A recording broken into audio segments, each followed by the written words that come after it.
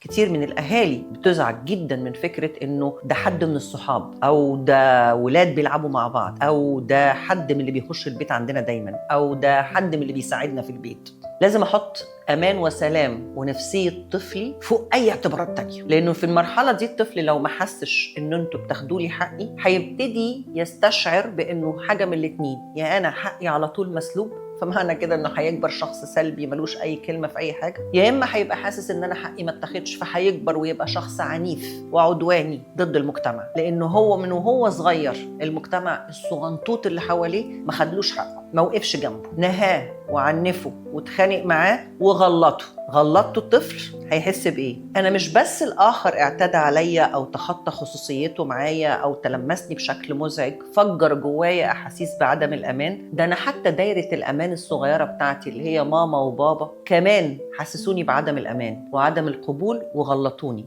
دي لها آثار نفسيه بتبقى موجوده في الطفل وبتبتدي تبان في سلوكه بعد كده.